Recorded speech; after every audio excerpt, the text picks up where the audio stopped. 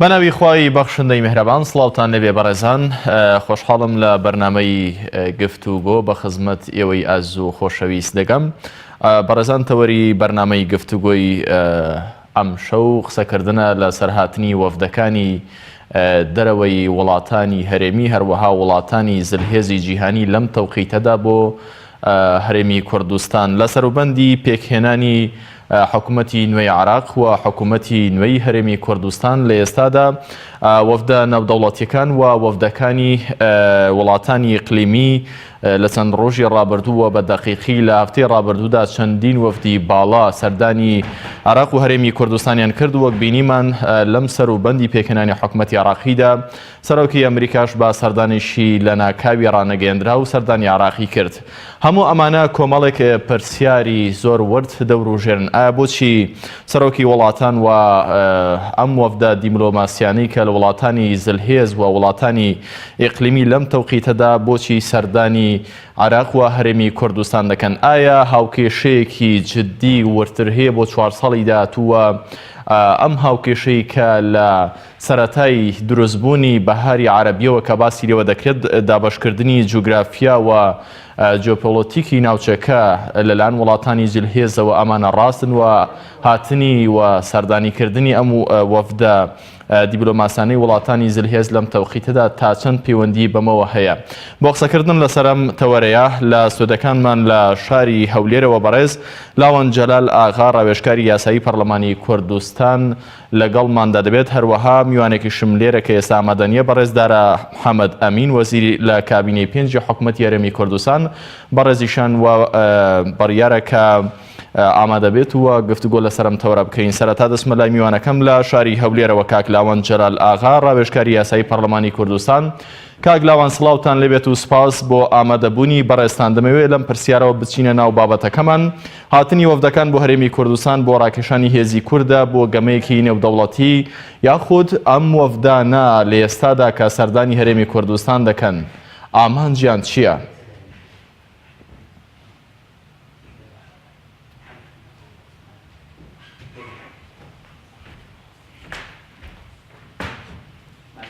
سڵاو لە ئێوە و لە بینەران. دیارە ئەو گۆڕانکاریانەی جیهان بە شێوەیەکی گشتی بەخۆیەوە ئەبینێ ڕۆژهەڵاتی ناوەڕاست و عێراقیش بەشێکە لەوە.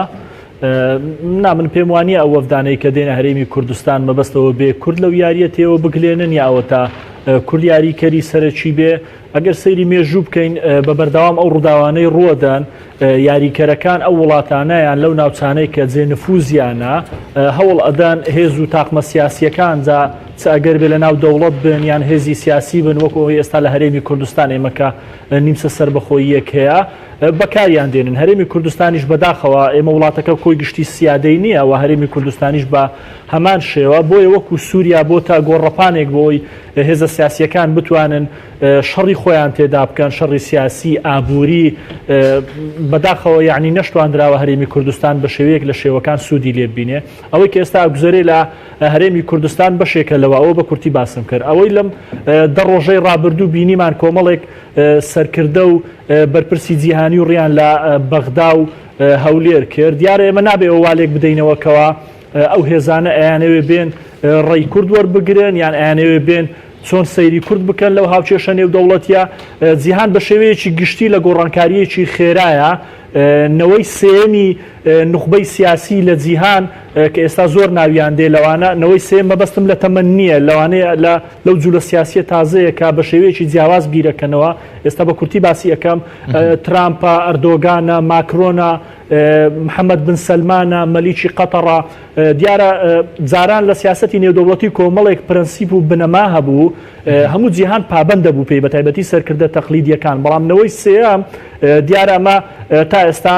کەمتری قسەی لەسەر کراوە لە نێوەندە جیهانیەکان و هیچ مەدرسەیەکی سیاسی ئەتوانم بڵێم لە خۆیان ناگرێت چونکە زۆر باشە. نەوەی سێم کاگلاوەڵک پرەنسیپ و کێڕوانیان بۆ ئەم هاوکێشە سیاسیانە ئێستا کە لە ناوچەکەدا ڕوودەدەن چی ئەوان دانەوێت چۆن مامەڵە بکەن؟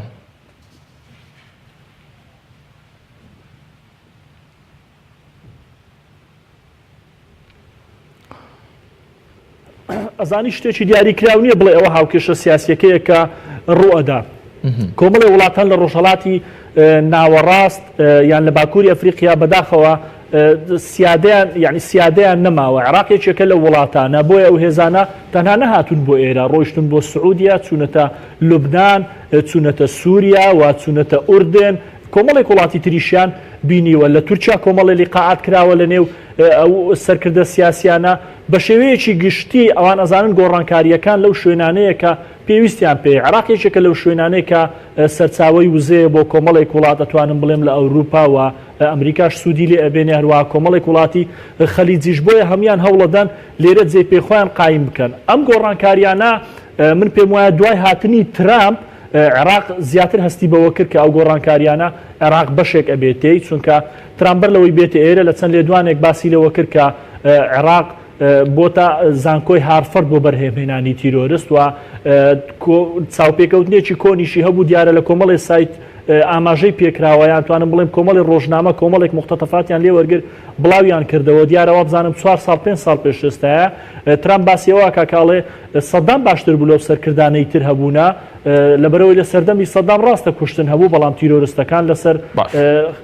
تیرۆریستەکانی لە ناوە برد و هەروەها سلم و ئەمن هەبوو. ناکرێ دووبارەی کردەوە بەو دوایە ترامپ وتی ناکرێ من 7 بلیۆن دلارم سەرف کردووە وڵاتی ئێمە، بەڵام من بەدزی بچم بۆ ئەم وڵاتە. سەرکردەکانی عێراق بە گشتی من کاڵم سەرکردەکان لە زاخۆتا فاودرچیان بۆ گۆڕانکاریە کردووەوە. لە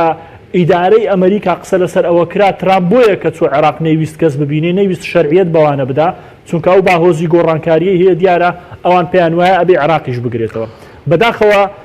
هەرێمی کوردستان ئێمە بەهۆی ناتەبایی هێزە سیاسیەکان و بەهۆی نەگونجانیان لەگەڵ یەک ڕۆیامان وازەح نییە و ئەتوانم بڵێم یەک خیتابیشمان نییە. ڕاستە ئێمە ئەتوانین قسە لەسەرەوە کرێت کە ئێمە هێزێکی جیهانی کاریگەرنین یان ئێمە ئەتوانم بڵێم لە عێراقیش ئێمە بەشێکی بچوچین، ئێمە ناکرێ یاریکەری سەرچی بین، بەڵام خۆ ئەکرێ لانی کەم زۆر باشە کاکلاوان دەگەڕێمەوەلایبەرستانیانە بە کەمترین زەرر لێ بینە دەرەوە. بەڵام ئەوەی ئێستا خوێندرێتەوە لە گۆڕەپانی سیاسی من پێم وایە هەرێمی کوردستان بە قازانج لێی نایەتە دەرەوە، لەبەرەوەی هێزە سیاسیەکان لە هەرێمی کوردستان نەوەک کۆدەنگنین لەسەر کارکردن لەسەر دەرەوە یان نەوەک کۆدەنگنین لەوەی کە ڕوئایەکیان هەبێ یان استراتیجێکی نیشتیمانی هەبێ کە هێزە نیشتیمانیەکان ئەگەر لە ناوە خۆش ناتەبابن، بەڵام بۆ تەعاملکردن لەگەڵ وڵاتانی دەرەوە یان دیبلۆماسیەتێک یان ئەتوانم بڵێم بەرنامەی چوارچێوەیەکی کار هەبێ بۆ هێزە سیاسیەکان کاری لەسەر بکەن. ئێمە ئەومان نییە لە هەرێمی کوردستان، بۆیە سەرکردە سیاسیەکانیش کە دێنە هەرێمی کوردستان هەمووتان ئەبینن، یعنی دێن لە هەولێر کۆمەڵی کۆبوونەوەکەن و ئەچن لە سلێمانی کۆبوونەوەکەن. باش کاک لاوەند دەگەڕێمەوە لای بەرەستان، ئەو کۆبوونەوە سیاسیان دەگەڕێمەوە لای بەرەستان. کاک لاوەند مامۆستادارە سڵاوتان لەبێت بەخێر بێت. کاک لاوەند ئاماژەی بۆ کرد کە وەفدانە دێن بۆ هەرێمی کوردستان کۆمەڵێک هاوکێشەی ئیقلیمی لە عێراق و لە ناوچەکەدا هەن بۆ بەرژەوەندیەکانی خۆیان دێن جارێکی دیکە چاوی پێدا بخشێنەوە، بەڵام ئاماژەی بۆ کرد کە هەرێمی کوردستان زیرەکانە و ژیرانە مامەڵەی لەگەڵ ئەم هاوکێشانە نەکردووە لە سوودی خۆی نەیخۆستۆتەوە. ئایا سیاسەکانی ئێمە سیاسەتیان نەزانیوە یاخود بەهۆی بچووکی ئێمە لەو هاوکێشانەدا زۆر جار حسابمان بۆ نەکراوە؟ بەرای خۆی بەخشندەی میهرەبان، سڵاو لە بەڕێستان و بینەرانی کەناڵەکە و کاک لاوەندی بەڕێزیش. لەڕاستیدا وڵاتانی دنیاوە هەموو دەسەڵاتێکی سیاسیش بە دوای بەرژەوەندی خۆی ئاگەڕێ و مافێکی خۆشیانە. ئێمە زانین زلێزەکانی ئەمڕۆ لە دنیا حکومەکەن لە دوای جەنگی جیهانی دووهەم ئەمانە براوەی جەنگبوون و هەر ئەمانەش پێکێنەری ئەنجومەنی ئاسایشی نێودەوڵەتین و ئەمانە خاوەنی ڤیتۆن و ئەمانە خاوەنی سیستەمی جیهانی نوێن و ئەمانە بە دوای لە پێناوی بەرژەوەندەکانی خۆیانە شەڕیان کردووە، ئاشتیان کردووە و زۆر ستەمی زۆر لە زۆرێک لە گەلانی دنیا کراوە و پەلاماری زۆر وڵاتیانداوە و زۆر وڵاتیان داگیر کردووە و من پێم وایە گەلی کوردیش یەکێکە لە قوربانیەکانی دەستی زلهێزانی دنیا کە لە دوای جەنگی جیهانی یەکەم کوردستان دابەش کراوە بۆ بارودۆخی ئێستا ڕۆیشت. هەرێکێک لەو زلهێزانە ئەوەندەی بە دوای بەرژەوەندیەکانی خۆیان گەڕاوە، بە دوای بەرژەوەندی گەلانی تر و پاراستنی مافی مرۆڤ و جێبەجێکردنی یاسا نێودەوڵەتیەکانە نەگەڕاوە. وڵاتێکی وەکو ئەمریکا تا ئێستا پابەند نییە بە ڕێککەوتن نامەژینگەیەکانەوە، لەبەرەوەی ئەڵێ بەرژەوەندی ئێمە لەوایان نییە و ئەبێ پیشەسازیەکانمان سنووردارکەینەوە ناکە. وڵاتێکی وەکو ئەمریکا تا ئێستا نەبووتە لە ئەندام لە دادگای تاوانەکانی نێودەوڵەتی لەبەرەوەی ئێمە تاوانبارەکانی خۆمان تەسلیم ناکەین یعنی لە پێناو بەرژەوەندی خۆیانە ئامادەنین ڕێکەوتنامە نێودەوڵەتیەکانی جێبەجێکەن چ جایەوەی هەرێمی کوردستان کە لێرەیە ئەوانە بە دوای بەرژەوەندەکانی خۆیانن بەڵام بەداخەوە دەڵێم ئێمە لە هەرێمی کوردستانە سەرەتا ئێمە ڕاستە هەرێمێکین بووینە ئەمری واقع هەرێمی کوردستان کە دروست بووە دوای خەباتی 100 ساڵ خەڵقی کوردستان لەو ڕۆژەوە کوردستان دابەشکراوە هەتا ئێستا ئەمە بەرهەمەکەی بووە ئەو هەموو گۆڕانکاریانەی بەسەر ناوچەکایە هاتوون ئەمە بەرهەمەکەی بووە پەلاماردانی سەدام بۆ کوێت و مەترسی بۆ سەر وڵاتانی ناوچەکە و بەرژەوەندی زلێزان لەسەر و هەمویان و ئەمریکا بۆ ناوچەکە ئەمریکا پێی باش بوو عێراق بەمدۆ ئاوای لێبێ هەرێمی کوردستان ببێتە هەرێمێک و عراقێکی بەهێز جارێککە نەمێنێ وای کرد کە هەرێمی کوردستان دروست ببێ وەکو عەرەب دەڵێ مەصائب قوم عند قوم فوائد و سەدام کوێتی داگیر کرد و دەرەنجام ئێمە بووین بە هەرێمێک بووین بە هەرێمێک من پێم وایە حیزبانەیە ئێستا حکمی وڵاتەکەن ئەمانەم هەرێمان دروست نەکردووە کەواتە دەرەنجامی هاوکێشەیەکی جیهانی بۆم هەرێمە دروست بێگومان وایە بەڵام دەشکرێەوە بڵێن ڕاستە خەباتی 1 سەدەی خەڵقی کوردستان یا شتێک کەمتر بۆ سربەخۆی بۆ ڕزگاری بۆ ئازادی ئەمانش کاریگەریان بۆ بەڵامەوە گومانێکیانی ئەو هاوکێشە نێودەوڵەتی گۆڕانکاریانەی کە هەبوو ئێستاژ ئەو گۆڕانکاریانە هەر لە پێشەوە بەڵام ئێمە لە هەرێمی کوردستانە بەداخەوە دەڵێم ئێمە تا ئێستا موسساتمان نییە تا ئێستا دەوڵەتمان نییە حکوومەتی هەرێمیشمان نییە تا ئێستا حیزبمانەیەوە حیزبێک بە ڕۆژەوەندی خۆی کارەکە باشترین نمونە فڕۆکەخانەکان لە سلێمانی داخراون بەرە ڕوبەڕووی تایارەکانی تورکیا دەوڵەتی تورک ڕێگە نادا لە هەولێر هەیە ئەم حکوومەتی هەرێمە داوا ناکە باشە گەرەوە مامەڵەتان لەگەڵ هەرێمی کوردستانە بۆچی تایارەکانی تورکیا دێنە هەولێر نایەنە سلێمانی لەبەرەوەی هەولێر هەرێمی زەردە و پارتی لەگەڵ تورکیا پەیوەندیەکانی باش بۆ و یەکێتی هەندێک سیاسەتی هەیە بۆ بە دژی بەرژەوەندەکانی تورکیا بۆ و دەرەنجام دایخست ئێستا یەکێتی دەیەوێ خۆی لە تورکیا بەرەتە پێشەوە ێرە بکاتەوە لەبەرەوە لێرە حیزب حکومەکە و حزب دەسەڵاتی هەرێممان نیە دوای ئەوەی پێی بڵێن یاسا لە وڵاتە سەروەر نییە بۆ ئەم بەرژەوەندی حیزبیانە ئەم جلێزانە دایانوێت سوود وەرگرن هەرێمی کوردستان گرنگە من بڵێم گرنگ نییە موقعی گرنگە جغرافیەکەی گرنگە و هەموو شتەکانی گرنگە بۆ وڵاتانە کە کارەکانی خۆیان بکەن ئەمریکا ئەگەر بێ گۆڕانکاری لە عێراق بکە زۆر پێویستی بە هەرێمی کوردستانە هاوکاری بێ ئەگەر بیەوێ لێرەوە شەڕی ئێران بکە پێویستی بە هەرێمی کوردستانە بنکەیەکی زۆر گرنگە بۆی ئەگەر بێ شەڕی سووریا بکە پێویستی بە باشووری کوردستانە ڕۆژاوای کوردستانە ببورن کە ئەو هەرێمە ببێەوە ناوچەیەکی با بڵێن ئامینی تیا دروستکەوە خۆی کۆن دەسەڵاتی هەبێ و کوردەکان لێ بن لە پێناو بەرژەوەندی خۆی بە هەمان شێوە ئێران پێویستی بە هەرێمی کوردستانە کە دەبینێ هێز ئەمریکیەکان لێرە زیاد دەکەن و بوونی ئەمریکا لە ناوچەکە زیاد ترسێ لەوەی ئەمریکا گۆڕانکاری لە عێراق بکە و فشار لەسەر هێزە شیعەکان دروست بێ و وەزیری دەرەوەی ئەمریکا دەیەکسەر وەزیری دەرەوەی ئێرانیش بەدوایە دێ جا ترامپ بە دزیەوە دێتە ئێرە سەر کۆماری ئێرانەوەی باشکرا بێ بۆی بڵێ من عێراق هەری خۆمە و پێشوازەکان گەرم و گورترە ئەگەر تۆ تا بەغا هەولێر چووە من چوومە سلێمانیش ئەمە بەڵام پرسیارەکەمەوە سەدارە لێرەدا شەرحەکانی بەڕێستان زۆر جوانن عێراق و هەرێمی کوردستان جیۆپۆلیتیکیشی ئاوەها گرنگیان هەیە لە ناوچەکەدا لە بینی دوو جلهێزی هەرێمی و نێودەوڵەتیدا بۆچی هەرێمی کوردستان قازانجی نەکردووە لەم بینەدا بۆچی ئەم سیاسەتان هەرێمی کوردستان قازانجی کردووە کاکە ئێمە لە نەتیجەی گۆڕانکاریانە بووین بە هەرێم بەرەوە ڕۆشن ببین بە دەوڵەت سیاسەکانی ئێمە نەزان بوون سیاسەکانی ئێمە بەرژەوەندی خۆیانیان ویست سیاسەکانی ئێمە هەڵەشە بوون سیاسەکانی ئێمە بە استراتیجیشیان نەکرد سیاسەکانی ئێمە نایانتوانی ناوماڵی کوڕێک خەنەوە نایانتوانی یەک حکوومەتێک گرتو لەم هەرێمی کوردستانە دروستکەن تا ئێستاش دوو هەرێممان هەیە تا ئێستا دوو دادگامان هەیە دوو هێزی پێشمەرگەمان هەیە دوو ئاسایشمان هەیە بەڕاستی ئەمان هەمووی کارەساتە جینا دەرفەتمان بۆ ڕەخساوە دەرفەتی زۆر گەورە دواتر هەموو دنیا چاوەڕێەوەی کرد کوردستان ببێەوە دەوڵەت بەسەر و هەمویانەوە عێراقی فیدراڵ واتە عەرەبی عێراقی پیان وا بوو کوردستان دەبێ بە دەوڵەت بە پشتیوانی ئیسرائیل و ئەمریکا لانی کەم ترسێکیان لە دڵا بوو کورد هەر جمو جۆڵێکی بکردایە تەسلیم بوون داواکانی کوردیان ڕەت نەداکردەوە داهەنگوو کورد دەبێ بە دەوڵەت بەڵام ئێمە ئەو کارتەشمان سووتان لە کاتێکی ناوەختە دۆستەکانی کورد کە یەکیان ئەمریکا بوو تێم ڕیفراندۆمە مەکەن دۆستەکانی پارتی بە دەرەجە یەک تورکیا بوو ریفراندۆمەکەمەکەن قبولی ناکەین دۆستەکانی کورد ئێران بوو تیمەیکەم قبولی ناکەین لانی کەم ئەمریکەکان وتیان دوای خەن دوا نەخرا لە کاتێکی ناوەختا کرا دەرەنجام ئێمە نیوەی خاکی کوردستانمان لەدەستدا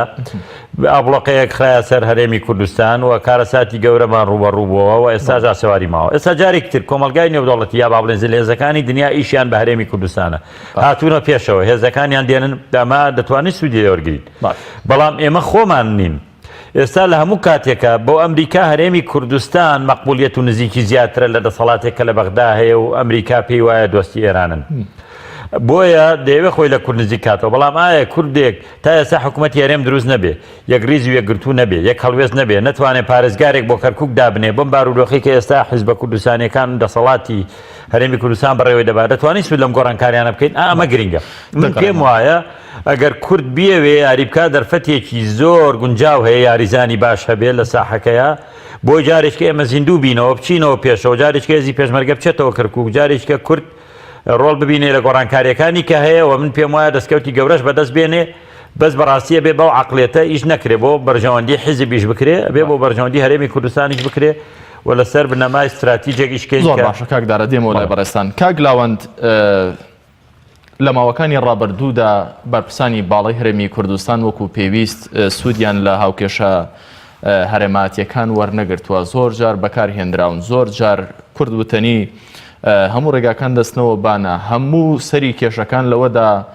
دەردەچن کە کورد لە ناوخۆیدا پەرتەوازەیە کورد یەک نییە بەرژەوەندی حەزبی پێش بەرژەوەندی نەتەوەی دەخرێت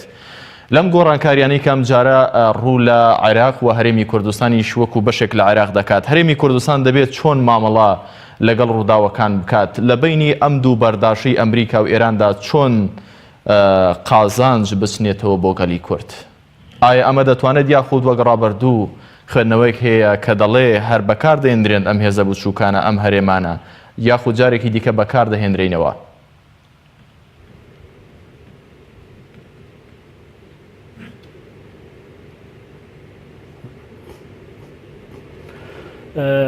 ئەگەر سەیری مێژووی دوور بکەین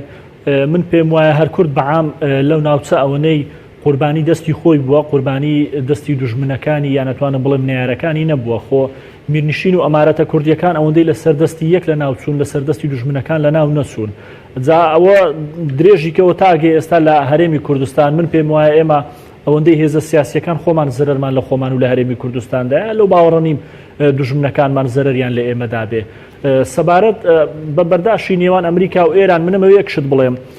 لە سیاست بەرژەوەندی هەیە ئەمریکا بەرژەوەندی خۆی هەیە ئێرانیش بەرژەوەندی خۆی هەیە خۆگەر هەرێمی کوردستان لەو ڕۆژەوەی با بڵێن لە ئازاری 91ەوە ئەوەندەی کە ئازاد بووە هێزە سیاسیەکان کۆک بوونایە لەسەر استراتیژ و پرۆژەیەکی نەتەوەیی و نیشتیمانی و هەر هەمویان بەیەکەوە ئەگەر ناکۆچیشیان هەبوایە بەڵام بۆ کارکردن لەسەر ئەمە هێڵی سوور هەبوایە کەس نەیتوانی بایە لەگەڵ هێزێکی دەرەوە یان نەتوانم بڵێم لەگەر نارێکی کورد خوانەخواستە کار بکە دژی هێزێکی تری ناوخۆی هەرێمی کوردستان ئێستا ئێمە قۆناغێکی تر لە پێشەوە بووین بەڵام بەداخەوە ئێمە تا ئەو ڕۆژ لەوە تێنەگەیشتوین کە هێزە سیاسیەکان کە دێن بۆ هەرێمی کوردستان بۆ بەرژەوەندی خۆیان دێن نەوەک بە ئێمە ئەبینین لە کۆمەڵێ دەستگای ئیعلامی کە ئەتوانم بڵێم گۆڕەپانی ڕاگەیاندنیان لە هەرێمی کوردستان کۆنتترۆل کردووە بۆ خۆڵکردنە چاوی خەڵک یان بۆ چاواشەکردنی خەڵک ئەم سەردانانەوالێکە دەنەوە کە ئەوە دیبلۆماسیەتی کوردی یان ئەتوانم بڵێم تاکە ئەشخاص هەندێک ینی تەنانێک هێزی سیاسی والێک بدەنەوە کە ئەمە سەرکەوتوو بووە ئێخۆ هەر ئەو سەرکردانێکی ئێستا هاتنە هەرێمی کوردستان ئەوانە بوون دژی هەرێمی کوردستان ڕاوەستان بۆ ڕیفراندۆم هەر ئەو سەرکردانێکی ئێستا هاتنە ئێرانە ئەوانە بوون کە پشتی بەخدایان گر بۆی ئابڵوقە بخاتە سەر باش کاکلاوان هەرێمی کوردستان دوای ڕیفراندۆم بۆ ئێمە نابێ ئەوە لێک بدەینەوە هاتنی ئەوانە بۆ بەرژەوەندی هەرێمی کوردستانە ئێمە کاتێک ئەتوانین سوود لەوە ببینین و خۆمان لەناو ئەو بەرداشە کاک لاوەند ئاماژەت بۆ کرد کە بەرداشە ئێمە ئەتوانین زەرەر نەکەین استراتیژێکی نیشتیمانیمان هەبێ و هێزە نیشتیمانیەکان بێکەوە کاری لەسەر بکەن ئێمە ئەتوانین بە ئاماژەت بۆ کرد کە هەرو سەرکردانن کە سەردانی ئەوە ئەشخاصانە دەکەن کە خوان بە پرسی ڕیفراندۆم دەزانن و خوان بە خاوەنی ناوچەکە و هەرێمەکە دەزانن بەڵام پرسیارێکی جدی لێرەدا دێتە ئاراوە زۆربەی سەرکردەی وڵاتانە کە دێن دەزانن کام سەرکردانی پێشتر لەم ناوچەیەدا لە هەرێمی کوردستان دەسەڵاتدار بوون ئێستا لە ڕووی یاساییەوە ئەم پێگە یاساییان نەماوە بەڵام زۆر جار سەردانیان دەکەن سەردانی وەفدانە بۆ لای ئەو کەساتیە سیاسیانە بۆچی دەگەڕێتەوە ئایا ئەوان وڵاتێکی موسەسە نین بۆچی لەگەڵ موسەسەکانی حکومەتدا مامەڵە ناکەن جاوەڕێک وەڵامی ئەو پرسیارەی منە وەڕێک وەڵامی ئەو پرسیارەی منە کاڵێم ئەوانە بۆ نایەن خزمەت بە کورد بکەن و ئەوانە بۆ بەرژەوەندی خۆیان دێن ئەگەر بێت و یعنی ئەو بەرژەوەندیە لەگەڵ بەرژەوەندی ئێمە یەکان گیر بێ ئەوە خێر على خێر بەڵام ئەگەر بێت و لەگەر بەرژەوەندی ئێمە یەکان گیر نەبێ بە دڵنیایی ئەوان ناوەستن لەسەر کورد و کە دەشێن لەگەر ئەو سەرکردەیان نەتوانم بڵێم لەگەڵ هێزە سیاسیەکان کۆ بنەوە نیشانەی ئەوێ ئەوان تعامل لەگەر هێزەکەن لە هەرێمی کوردستان و لە عێراقیش بە هەمان شێوە خۆ کۆمەڵی سەرکردەیان بینیوە لە عێراق ئەتوانم بڵێم وەزیرێکی شیان نییە بەڵام لەبەرەوەی هێزی چەکداریان هەیەیان ئەوانە زۆر ناکۆچیشن لەگەر سیاسەتەکانی ئەمریکا بەڵام ئێستانێکە لەو گۆڕانکاریانەیە نەتوانم بلم لەو یاریەی کە زرهێزەکان لە گۆڕەپانی سیاسی لە عێراق و لە ڕۆژهەڵاتی ناوەڕاست خەریکینە بەرژەوەندیەکانیان یەکگرێتەوە لەگەریان دانیشن ئەوەی لە هەرێمی کوردستانیش ڕووەدا بە هەمان شێوەیە کە دێن لەگەر سەرکردەیەک یان هێزێکی سیاسی دانیشنەوە مانایەوە نییە ئەوان پێیان وایە ئەو هێزە هێزێکی باشە هێزێکی دیموکرات خوازە سیاسەتەکانی ئەوان لەگەر ئەو هێزەیەکە گرێتەوە یان نەتوانم بڵێم استراتیزی ئەوان لەو ناوچەیە لەگەر استراتیزی ئەو هێزە سیاسیانەی نەخێر ئەوان هەر کاتێک مەبەستیان بێ دێن لەگەڵ هێزە کوردیەکان دانیشن و هەر کاتێکیش مەبەستیان بێ نەوەک لەگەریان دانانیشن بەڵکو ئەرز و ئاسمانیان لەسەردا ئەخەن ئەیان خەنە زاویەیەک وەکو ئەوی بینیمان لە ساڵەکەی دوای ریفراندۆم هەرێمی کوردستان بە چ ئابلوقەیەکی ئابووری هەروەها ئەتوانم بڵێم بچووکردنەوەیەکی هەوڵێکیش بۆ بچووکردنەوەی کیانە سیاسەکەی هەرێمی کوردستاندا تێپەڕی من هیوادارم ئێمە لە ڕاگەیاندنەکان بە تایبەتی هێزە سەرچەکان لە هەرێمی کوردستان واز دەوە بێنن کە تەنها بۆ سۆشیال میدیا یان ناتوانم بڵێم بۆ خۆڵکردنە چاوی کۆمەڵێک خەڵک یان لانی کەم کادیرەکانی خۆیان وا تێبگەێننەوە هێزەکەی ئەوان هێزێکی سەرچێ لە هەرێمی کوردستان ئەوە تا سەرڕە گیراوە ڕۆژانە سەرکردەکان دێن ئەیان بینێن من پێم وایە هاتنی سەرکردەکان لە پێش ریفراندۆم زۆر لە ئێستا زیاتر بوو اینجا دوایی بینیمان چیان بەسەرهێناین لە کاتی ریفراندۆمە ئێمە من پێم وایە ئەبێ کار لەسەر ئەوە بکەین بتوانین ئێمە خۆمان بگونجێنین لەگەر ئەو گۆڕانکاریانەی لە ناوچەکە هەیە خۆ گونجاندنیش بەو تەریقەی ئێستا هەرێمی کوردستان سیاسەتەکان من پێم وایە وانە چونکە هێزە سیاسیەکان ئەگەر بشیانەوێ هاوکاری هەرێمی کوردستان بکەن هاوکاری هەرێمێکەکەن یاسا تێیدا سەروەر بێ هاوکاری هەرێمێکەکەن مافی مرۆڤ تێیدا ڕێزلێگیراو بێ هاوکاری هەرێمێکەکەن موسەسەکانی بڕیار بدەن نەوەک حەزب و ئەشخاصەکان تێیدا بڕیار بدەن هاوکاری هەرێمێکەکان هەرێمەکە موسەسەکانی پەیوەندی لەگەڵ ئەو وڵاتانەوە هەبێنەوەک ئەشخاص و کاگلاوان بەڵام ئەم وڵاتانە خۆ دەتوانن هەرێمێکی وا لە هەرێمی کوردستان دروست بکەن ئەوان بە تایبەت ئەمریکا بینیمان لە میسر چی کرد دەسەڵاتێکی کودەتاچی هێنا سەر تەختی دەسەڵات بۆ ئەوەی کە لەگەڵ بەرژەوەندیەکانی خۆی سیاسەتەکانی بگونجێت لە عێراقەوە دەبینین لە دوای 2023 چی کردووە لە ئەفغانستان دەبینین کە چی کردووە لە زۆرێک لە وڵاتانی خۆرهڵاتی ناوەڕاست دەبینین چی کردووە پرسیارە جدیەکە لێرەدا ئەگەر ئەمریکا و وڵاتانی دوای جەنگی دووەمی جیهانی وڵاتانی ئەوروپا هەرێمێکی بەم جۆرەیان دەوێ هەرێمێکی بە موسەساتیان دەوێ ئایا بەلای ئەوانەوە ئاسان نییە دروستکردنی ئەم هەرێمە بۆچی هەنگاوی بۆ نانێن یاخود پرسیارەکە ئەوەیە کە ئەوان بە فیعلی بە دوای ئەم هەرێمەدا ناگەڕێن بەڵکو بە دوای کەسێکدا دەگەڕێن کە بزنس و تیجارەتی سیاسی و ئابووری لەگەڵ بکەن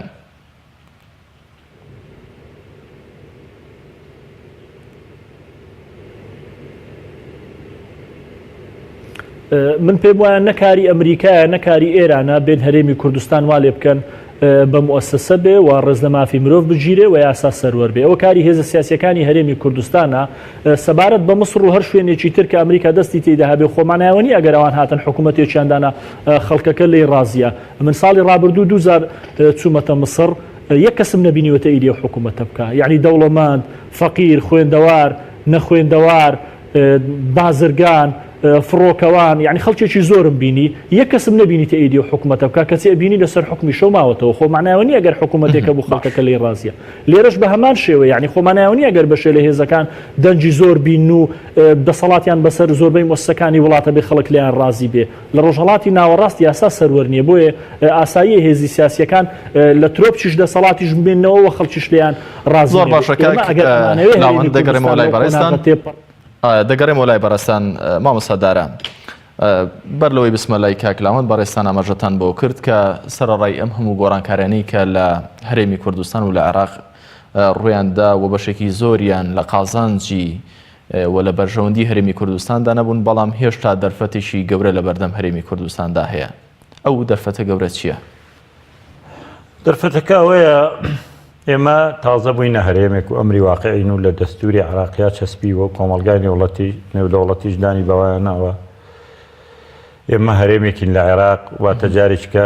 لە هەرێمی ناگەڕێنە دواوە. دەرفەتەکە ئەوەیە کە لانی کەم ئێمە ئەو مافە دەستوریانەی کە هەمانە کار بکەین بۆ وەرگرتنیەوە بەرەو پێشتری بچین بەوەی کە زلهێزانی دنیا لەسەر و هەموویانەوە ئەمریکا دەیەوێت گۆڕانکاری لە ئێستا عێراقا بکە کامە لە بەرژەوەندی ئێمەیە و دەیەوێت گۆڕانکاری لە سووریا بکرێت لە بەرژەوەندی کووردە و من پێم وایە ئەمریکا دەیەوێت گۆڕانکاری لە تورکیاش بکرێت کە لە بەرژەوەندی کووردە گەر کورد یاریزانێکی باش بێ. ئەمڕۆ لە هەرێمی کوردستانە کوردانی تورکیا بەڵێ ئەمڕۆ لە عێراقا سەرۆکۆماری عێراق کووردە، لە عێراقا کورد لە حکوومەتا بەشدارە، لە عێراقا کورد هەنگاوی باشی ناوە ئەگەر خۆی بێوێ. تەنانەت لە بودجێ عێراقیاشتی باش بۆ خەڵکی کوردستان یا باڵێن بۆ هەرێمی کوردستان دیاری کراوە ئەگەر دەسەڵاتی کوردی بێوێ. ئەم زلێزانە ڕاستە بۆ بەرژەوەندی خۆیان دێن لەگەڵ ئەم حیزبانە دانیشن کە لە دەسەڵاتان، بەڵام دوجار ئەمە هەلێکی لەبارە پێمان دەڵێ کە ئەوانە ئیشێکیان هەیە بە هەرێمی کوردستان بەس بە دەبوو لە جیاتیەوەی لەگەڵ حیزب دانیشن، لەگەڵ بەرپرسە حیزبەکان دانیشن، لەگەڵ بەرپرسانی هەرێم دانیشن، لەگەڵ سەرۆکێکی گرنگە کە ئەوانیش ئەزانن کە لە ئێرە میلیشیا هەیە، ئەزانن کە لەم هەرێمە حکوومەت و مؤسسات نییە، ئەزانن زەرد و سەوز هەیە، ئەزانن لە عێراقیشا بە هەمان شێوە ئەو شتانە هەیە، بۆیە بەداخەوە لە بێن لە جیاتیەوەی بێن لەگەڵ نوێنەرانی خەڵک دانیشن، بێن لەگەڵ پەرلەمان دانیشن، یا لەگەڵ سەرۆکی پەرلەمان یا لەگەڵ سەرۆکی حکوومەت وەکو نوێنەری هەمووی ئەزانن کە لێرە بەڕاستی ئێمە مؤسساتمان نییە بەڵکو حیزب حاکمە و دەسەڵاتی هەیە دەرەنجام ئەوانیش بە دوای بەرژەوەندیەکانی خۆیان ناگەڕن. حتمەن بۆ معلومە بۆ یعنی با ئەو ڕاستیەش بزانین کە زلێزانی دنیا لەوە چێ بەرژەوەندیان لەمایە زۆرتر بێ. بۆ نمونە ئەزانن کە کورد تەجروبەی زۆریان هەیە و مێژووی کوردی شایدە، من پێم وایە خۆی پەروەردگار زوڵمی لە کورد نەکردووە و یەقینم هەیە و ئازانم مێژووش زوڵمی لە کورد نەکردووە، کورد خۆی زوڵمی لە خۆی کردووە و کورد بەردەوام زمینەی لەباری نەبووە. کاگلاوت باسی لەوە کرد میرە کوردەکان خۆیان بەرەستی خۆیان یەکتریان لەناو بردووە، دژایەت یەکتریان کردووە کە عێراق دامەزراوە کوردستان مەلیکێکیە بۆ عێراقیش مەلیکێکیە بۆ مەلیکەکەی عێراق مەجلیسی عیانی داناوە، هێناوێتی وەزیری جۆرا و جۆری داناوە لە کورد و لە عەرەب و لە مەسیحی، یەکەم وەزیری دیفاعی عێراق کورد بوو لە سەردەمی مەلیکە، هەموو نەتەوەکانی داناوە، هێناوێتی لە هەموو عشیرەتەکان سەرۆک عشیرەتەکانی هێناوە کردوونێ مەجلیسی عیانەوە. ئێمە مەلیکێکمان هەبووە لێرە، ئەم مەلیکە ئەوەی مێژوو نووسەکان پێمان دەڵێن کە کەسێکی لە عشیرەتی جاف دانەناوە، کەسێکی لە زەنگەنە دانەناوە، کەسێکی لە هەولێر دانەناوە، کەسێکی لە بادینان دانەناوە، ئەوەندەی خزمی خۆی داناوە. بێ باشە دەرەنجام ئەوەی ئێمە خەڵقی ژێ بینێ و نەسەرکەوتوو نەبوو ئەوەی لێ هات کە لێ هات. من پێم وایە ئێستاش بە هەمان شێوەیە ئەم دەسەڵاتەی ئێرە ئەوەندەی بیر لە بەرژەوەندی حیزبی خوا دەکەنەوە، بە تایبەتی دو حیزبی دەسەڵات بیر لە بەرژەوەندی خەڵک ناکەنەوە و ئەوەندەی تەنازول بۆ وڵاتانی دنیا ئەکەن کە دوژمنی کوردیش بن ئامادەنین تەنازول بۆ یەکتری بکەین. ئەوە تاوەکو بتم پارێزگارێکە لە کەرکووی پێمان دانادرێ، ئەمانیش بۆ بەرژەوەندی خۆیان لەوە چی ئیسفادە لەوە زیاتر بکەن کاکە نەوتی کوردستان هەمووی بەتاڵان برا، چەندی سەرکردەکانی کورد بردویانە ئەو زلێزانەش ئەوەندە بردویانە. ڕۆژگارێک کە نەوت 108 دۆلاری کردووە لە ساڵی 2007 و ئەمانە ئەوان نەوتیان بردووە بەربیلی بە 25 دۆلار. ئێستا شەڕیەوەی ئەمریکەکان پێیان ناخۆشە ڕۆژ نەفت لێرەوە هاتووە و کۆنتراکتەی کردووە حەز ناکات هەرێمی حکوومەتی هەرێم کە حەزەکە پێشان هەڵەشێنەوە. تایبەتی ئەم ئیدارەی ئێستا لە ئەمریکایە و ترامپ سەرۆکایەتیەکە سیاسەتی پەی هەر پارەدان داوای ئەوەکە. من حیمایە دەکەم پارەم بەرێ، من ئیشم بۆ کردووی پارەم بەرێ. ئەگە تۆ پارەم بیتی هەزاری وەک خاشقچی بکوژرێ و دۆسێ مافی مرۆڤ بێ بەلامانەوە کێشێنێ، با سعودیا مافی مرۆڤ پێشێلکا و هەچی بنەماکانی مافی مرۆڤەتیانە بێڵێ دۆستی ئێمە مویمەیە پارادا. ئەوەی کە پارە نادابات دیموکراسیترین وڵاتی دنیا بێ لای ئەوان بە پولێکە، ئەوان بە دوایەوە بەرژەوەندیانەی خۆیان ناگەڕێن. بەس بەڕاستی ئەمەی لای ئێمە ئەم 28 ساڵە هەیە هەتا ئێستاش ڕۆژ بە ڕۆژ لە جیاتیەوەی مؤسسات دروستکەین، حیزبایەتێکە زاڵە ئەمانە بۆ بەرژەوەندی خۆیان وەکوتم دێنە ناوچەکە ئەمانە لۆکاڵی بیریان کردوێتەوە تاوکو ئێستا وەسیاسەتێکی ئابووری فراوان و بە مانازانستیەکەی سیاسەتێکی وردیان نەبووە. ئاماژەت بە شتێک کرد کە عێراق لە بەردەم گۆڕانکارێکی گەورەدایە لەلایەن ئەمریکا بەتایبەت دوای کشانەوەی هێزەکانی ئەمریکا بڕیاری دۆناڵد ترەمپ بۆ ناو خاکی عێراق. ئەم گۆڕانکاریە چییە؟ وا هەز دەکرێت کە سەرەتای دیاردە و جمجۆڵێکی سیاسی نوێ ڕوودا لە عێراق چۆن دەتوانێت سوود لەمە وەربگرێت؟ بۆ چوونی من بەڵێ ئەمریکا پێی وایە بە تایبەتی سیاسەتی ئێستای ئەمریکاوە حیزبی کۆماری و ترامپیش لە پێشەوە ئەمانە پێیان وایە عێراق سەردەمی سەدام حوسێن باشتر بووە بۆ بە ئەمریکا تەواو بیر لە بەژۆندی خۆیانەکەن. ئەمانە پێیان وایە عێراقی ئێستا لەسەر سینێکی ئاڵتوونی پێشکەشی ئێران کراوە کە بە خەتەرێکی گەورەی زانن. ئەمان پێیان وایە گەربیانەوە تەحجیمی ئێرانکەن نەک بیشێڕوخێنن شەڕی ئێران بکەنە بێ لە عێراقەوە دەست پێ بکەن. ئەمان نایەنەوێ ئێران تەسلیمی عێراق تەسلیمی ئێران کرێ. ئەمان نایەنەوێ وای لەبێت ترامپ بێ بۆ ئێرە بە دزیەوە بێ نەوێ وڵاتەکە بەی خۆیان بزانن. بۆیە بەڕاستی من پێم وایە دایانەوێ گۆڕانکاری بکەن و بۆم گۆڕانکاریش پێم وایە لە ناو عەرەبی سونە و لە ناو شیعەکانیش پشتگیریان دەستکەوێ ئەوەندەی بۆیان بکرێ بیکەن و هەر بۆ ئەو گۆڕانکاریە شەوان جارێکتر دێنەوە ناوچەکە دایانەوێگە سووریەشان لە دەستدەر چوو بێ عێراقیان لە دەستدەر نەچێ. واتە ئەمە دەلالەت لەوەی کە ئەمریکا ناومێت بە لە سووریا دەوێت عێراقیشی لە دەست نەچێت. من پێم وایە ئەمریکا ناومێت بۆ لە سووریا بەڵام ئەو بستەی هەیەی ئەمریکا چۆڵی ناکە هەرچەند ترامپ ماوەیەک بەر لە ئێستا ڕایگەیان لە شەو ڕۆژێکە وتیەگەڕێمەوە بەڵام لەبەرەوەی هەموو دام و دەستگاکانی ئەمریکا لە CIA و لە پەنتاگۆن و لە ئیدارەی ئەمریکی ئەو بڕیارات بە هەڵەزانی و پێم وایە ئێستا لەو پاشگەز بۆ تۆ لەێو ناوچەمینە دروستکە و لەو ناوچەیە هەر بمێننەوە و بەڵام دەیەوێت عێراقیشی لە دەست دەرنەچێ جارێک کە بگەڕێتەوە عێراق و هێزەکانی زیاد کا و بنکەکانی فراوان کا و هەر بۆ مەبەستەش بۆ پاراستنی بەرژەوەندیەکانی خۆیان زانن کورد دەتوانێت ڕۆڵێک ببینێ لانی کەم زمینەیەکی لەبارە بۆ ئیشەکانی خۆیانی لێ ئەنجامدەن ئەمە فرسەتێکە بۆ خەڵقی کوردستان بۆ هەرێمی کوردستان کە بتوانێت کۆمەڵێک دەستکەوتی گەورەی تر بەدەست بێنێ بە هەڵەشەیی و بەوەی بە ڕیفراندۆمەکە لە دەستماندا جارێکتر ئێستا فرسەتە بیگەڕێنینەوە بۆ کاتی خۆشی هەمووان ئاگاداری ئەمریکا داوایە کرد برێکمەگۆڕە یود ئەم ریفراندۆمە بیکەن بەس ئێستا میکەن دوای خەن بۆ ماوەی 2 ساڵ چکە ئێمە لە ئەمریکا لە ناوچەکە پلانێکی هەیە ئەو کاتە بێکەوە کورد خۆی دەتوانێت خۆی شت بەدەست بێنێت لەو هاوکێشەی لە نێوان زلێزەکاندا کورد دەتوانێت بەدەستی بێنێت بەڵام عەقڵەتی ئێستانە ئەزانی بۆچی ئەم عەقڵەتی ئێستا ئەوەندەی عەقڵەتی حیزبیە بەرژەوەندی حیزبیە وێ پارەی بۆ حیزب بەوێ دەسەڵاتی بۆ حیزب بەوێ سەرۆک کۆماری بۆ حیزب بەوێ وەزیری بۆ حیزب بەوێ کاکە ئەوەندەی شەڕی ئەوەی چێ سەرۆک کۆمار بێ و چێ وەزیر بێ چێ فلان پۆستی بەرکەوێ شەڕی بەرژەوەندی کورد نییە هیچ کاتێک شەڕیەوە نییە موچەی خەڵک بدرێت شەڕیەوە نییە داهاتەکان دیار بێ ئەمانە هەرڵێن پارەمان نیە قەرزارین ئەمان تا ئێستاش لەگەڵ بەغدا ئامادە نین لەسەر ئەو بودجەیە کە هەیە ڕێککەون ئەم بڕەنەوتە بدەن بە بەغدا و موچەی ئەم فەقیر و هەژارە بێ ئەم خەڵکە بەوەی بەرگری لێ بکە بە کاتی خۆی لە شێخ زایدیان پرسی بوو لە وڵاتی ئێوە کەسی کرێکی ماوە بوتبووی لە ئیماراتەوە بی نیمانە من چۆن کەسێک لە ئیماراتە کرێکی بێ ڕوم دەستبێنێ ڕوبەڕووی شەڕێک مۆبلەمەرم بەرگری لە وڵاتەکە بکە بەڕاستی ئەمانە خەڵکەکەشیان ناوێ و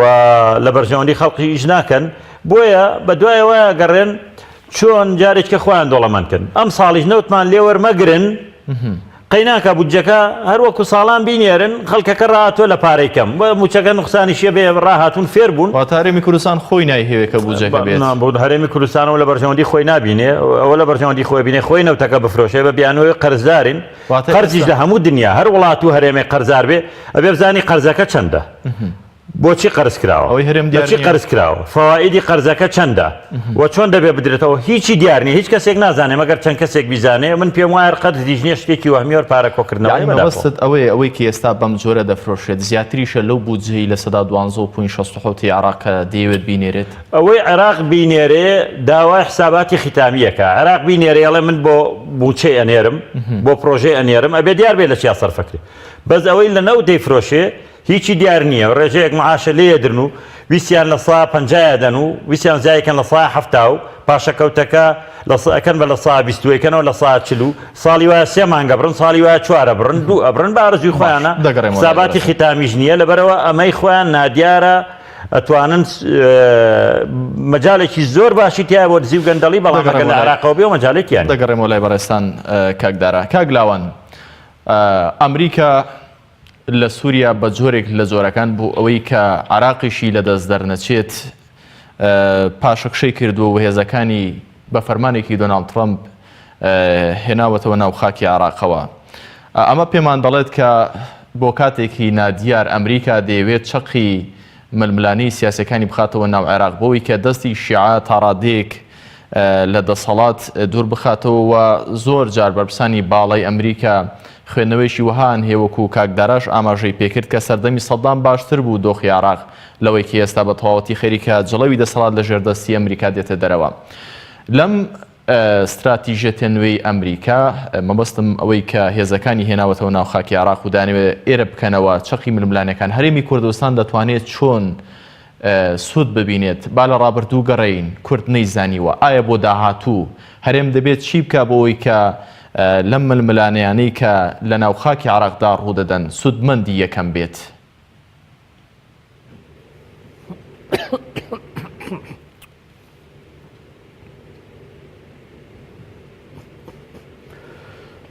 بەداخەوە سیاسیەکانی هەرێمی کوردستان تەنها سەیر ڕاگەیاندنی کوردیەکەن، یعنی لە کاتی ڕیفراندۆمی شوا بوو، یعنی ئەوان تاهاتن سەیری سایتە کوردەکانیان نەکرد، ژیان لەوە ڕانەئەگرت، سەیریان نەئەکرد لە ئەمریکا ڕاگەیاندن چی ئەڵێ، تینکتانکەکان ناوەندەکانی بڕیار لە ئەمریکا چێڵێ، ئیتیحادی ئەوروپی چێرێ، فەڕەنسا چێرێ، رووسیا چێڵێ، داهاتن کۆمەڵێ مەحتراماتی یعنی کۆمەڵێ کەوادیر و ئەوانەی کە لە پێناوی موچە هاتن مەتەحیانە کرد قسەیانە کرد. ئێستاش بە هەمان شێوە جێ لەو خەڵکانە ڕاگرن کە ئەوان یعنی قسەیان بۆکەن ئەوە تۆ مهمی فلان هاتووە سەردانی تۆی کردووە،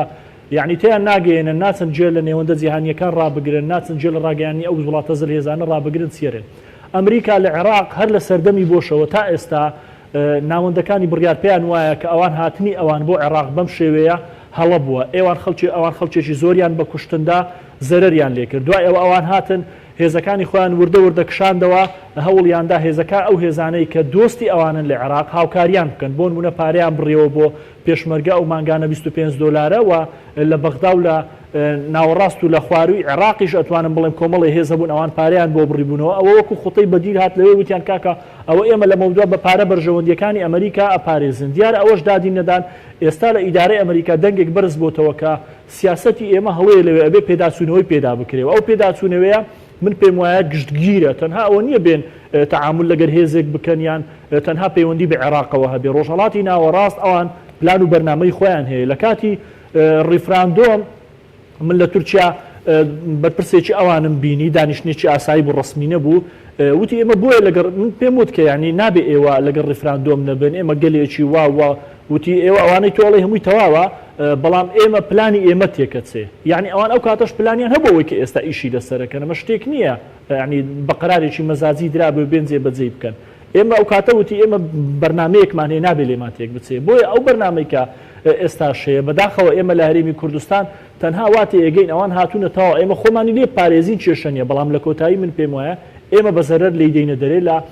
عێراق. ئێمە ئەگەر سیر بکەین لە ئەمریکا و لە ئەوروپاش ئەتوانم بڵێم ئەوە دروست بووە کە عێراق وڵاتێکە نەوەک هەر سیادەی نەماوە، عێراق بەرەو کۆتایی ئەڕوا، مؤسسە لە عێراق نەماوە و هێزە سیاسیەکان جگە لە بەرژەوەندی حەزب هیچی تریان لە بەرچاو نییە و نە سەرۆکایەتی کۆمار نە پەرلەمان نە حکوومەت. من بەبەستم ئەوە نییە لە ئەهمیەتی کەسیان باس هیچ کەسێک بکەم، هەرچێ بچێت ئەوێ لەوە زیاتری پێ ناکرێت. ئەو مؤسسانە هەیبەتیان نەماوە، حەزب بڕیار بەسەر مؤسسەکانەدا و مەرجعیەت بڕیار بەسەر مؤسسەکانەدا، شتێک لەو وڵاتە نەماوە بە ناوی مافی مرۆڤ.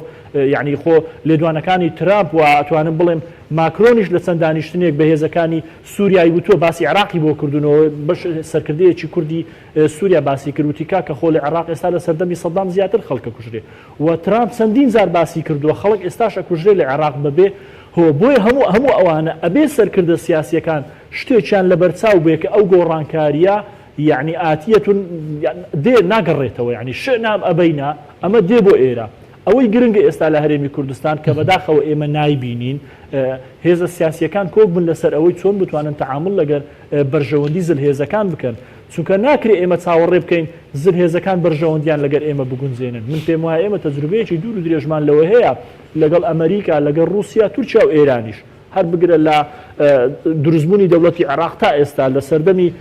مەریکی کوردانەوە تا ئەمڕۆ ئێمە بینیمانە هەر کاتێک بەرژەوەندی ئەوان پێچەوانە یان نەتوانم بڵێم یەکان گیر بێ لەگەر ئێمە ئەوان لە سەری نەوەستاون. ئێستا لە هەرێمی کوردستان من پێم وایە بەرژەوەندی ئەوان لەگەر هەرێمی کوردستان نییە، من پێم وایە ئەوەی ئەوان بیریەکەنەوە لە بەرژەوەندی ئێمە نییە، چونکە ئەوان پێیان وایە عێراق ئەبێ سیادەیەکی تەواوی هەبێ و حکوومەتی ئیتیحادی دەسەڵات باشە کەواتە لە بەرژەوەندی هەرێمی کوردستان نییە، بەڵام بۆچی ئەم وەفدانە پۆل پێشوازیان لێ دەکرێتەوە فەرشی سووریان بۆ ڕادەخرێت؟ ئایا ئەمە لە ناچاریە؟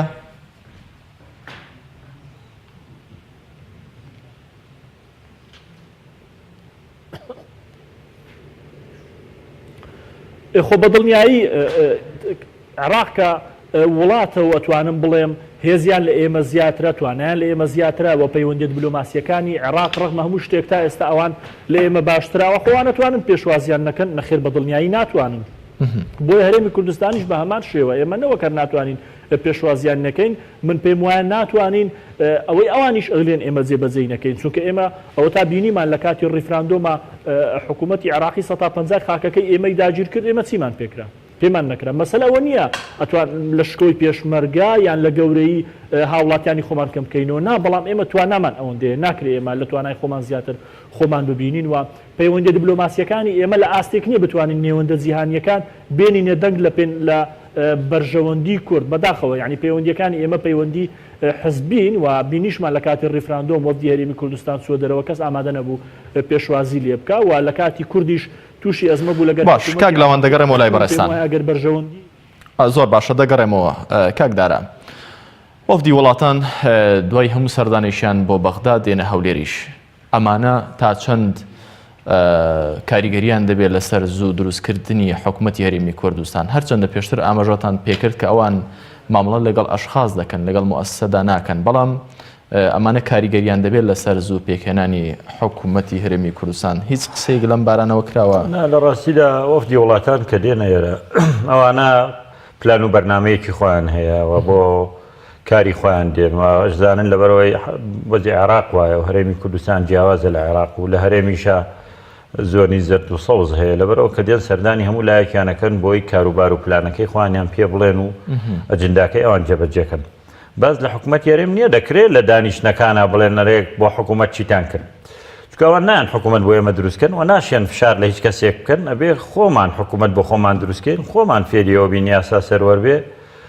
لێرە حکوومەت بێچێتی پارتی دروستیکە لەبەرەوەی هەرێکیان زۆنێکی هەیە و تاریخێکی هەیە بە دەردی خوانەڵەن جوغرافیان هەیە و هێزی چەکداریان هەیە، بە کورسیەکانیان نییە ئەبێ دروستیکەن فەرمووەگە بە کورسی بێ پارتی زۆری نەهێناوە. 45 کورسی هەیە، من حەقم نییە بەسەرەوە 45 کورسیەکە 40 کورسی تەنیا هی هەولێر و دهۆکە و باقیم لە هەموو زۆنەکەی تر 5 هێناوە، مویمە 45 هێناوە لە خەڵقی تریش 12 کورسێکی دەزەکەوێ و ئەو زۆری نێ و بە حکوومەت دروستکە. نەخۆ لە قازانجی خەڵقیشە، وەڵام من بەش بە حاڵی خۆم پێم وایە بە پارتی بە تەنیا حکوومەت دروستکە و بەڵکو خزمەتێکی باشی ئەو خەڵکە بکە و موچە بدا و پرۆژەکان بخاتەوە گەڕ و دیاسا سەروەر بێ و ئەم پاشاگەردانیە نەمێنێ و باەکێتیش بێتەوە پۆزیسیۆنێکی کارا و وەکو هەموو دنیا ئەو شێوازە هەیە و ئەگەر هاتوو نەشی توانی خزمەت بکە و 4 ساڵە فەشەلی هێنا، هەر گەندەڵی بوو، هەر موچەی نەدا، هەر پرۆژەی جێبەجێ نەکرد، هەر کوردستان ئاوا بەرەو دوا هاتەوە، ئەو کاتە معلومە دوای 4 ساڵەکە حزبیتکە دێنە پێشەوە بام جارەیەکێتی بێتە پێش حکوومەت دروستکە.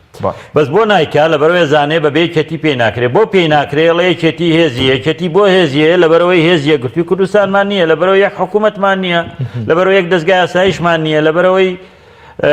هەموو دەستگاکانمان دوودون خۆشی باشە زانێ، لەبەرەوە ئەویشە دەڵێ پێم ناکرێت. نەجینا ئەوە شەرمەزاریە کاڵێ پێم ناکرێت لەبەرەوەی ئێمە دوو هەرێممان هەیە. ئەمە بێ خۆمان پێک بین بۆی ئێمە بتوانین حکوومەتێک دروستکەین تا کە وڵاتان دێنە لامان هەر قسەیەکیان هەیە، هەر داواکاریێکیان هەیە، بڵێن ئێمەش ئەمە داواکاری ئێمەیە بەرامبەر بە هەرێمی کوردستان بۆ مام بکەن، بەسەوە نییە. بەس کاکە ئێمە ئەم دەسەڵاتە کوردی ئێمە ئەوەندە پێگەی لاوازە، باوەڕ کەس ئەگەر وەزیرێک لە مۆزەمبیقەوە بێ فەرشی سووری بۆ داخن خواخواشیانە بێ، لانی کەم ئاڵێ لە تەلەڤیزیۆنما دەرمانە خەن و ئێمە هەین و ئەوە تا سەرۆکی فەڕەنسا بۆ زەبەلاحیەوە هەموو سیاسەتی زۆر بە کورتی ئاوکاران مامەژە بۆ دەکەن کە کاتم نەماوە پێشوازی وەفدەکان لە نان حکوومەت هێرمی کوردستان تەنها بۆەوەی کە بڵێن هەین یاخود بەرژەوەندی هێرمی وەفدەکان بۆ کاری خۆیان دێن بۆیە نەهاتوون ئەمە پرۆتۆکۆلێک بێوڵا لەبەرەوەی ئەمان سەردانیان کردو ئەوانیش هاتوون ئەم فەڕەنسا بەرنمەیەکی خۆی هەیە لە ناوچەکە ئەمریکا بەرنامەی خۆی هەیە ئێران هەیە هیچی لە قازان جێرەمی کوردستان نییە بەزێگە کورد بێوێت توانێت قازانجی لێ بکە مادام ئەوانیشیانە ئێمەش لە مقابل هەشتمانەوێت بەس کاکە ئێمە کاتی خۆی کە ئانویز ڕیفراندۆمکەن ئەندامێک لە کنیسێتی ئیسرائیلی ئەندامێک لە پەرلەمانی ئیسرائیل توێتی پشگیری دەوڵەتی کوردیەکەین ئەردەن پشگیریمانەکە ئەخریش ئێمە باردەن ناڕوە دیژی ئەمە باندامێکی پەرلەمانی ئیسرائیل ناڕوە بەرحاڵ ئەمانە دێن ئەمان مشتاقن بۆی کە بڵێن ئەمە سەرکردانە هاتوون و زۆریش خۆشحاڵن بۆ کوردیش باشە منیش ئەڵێم بۆ کورد باشە لە مقابل ئێمەش داواکاریمانەیە هەرێمێکی ئێمە هەر دوێنێ ئێوە بوون ڕێگاتاندا بەغدا تۆپ و تایارە بێنێ و ناوچەکان داگیر کاتەوە و فشارتان خستینە سەر و زۆر سپاس بۆ مامۆستادارە کاک لاوان زۆر بە کورتی ئەگەر ئاماژە زۆر بە کورتی ئاوکارانم دەڵێن هیچ کاتت نەماوە بەڕێستان وەکو ڕاوێژکاری یاسایی پەرلەمانی کوردستان هیچ گەشتبینن بەم زۆرە سیاسەتی هێرمی کوردستان سەبارەت بە هاوکێشە ئەو هاوکێشانەی کە ڕوودەن لە ماوەی نیو خولەکدا زۆر سپاس دەکەم نەوەڵا گەشتبین نیم هیوادارم ئێمە و دەستکەوتانەی بەدەست هاتووە تا ئێستا بتوانین پەرەی پێ بدەین و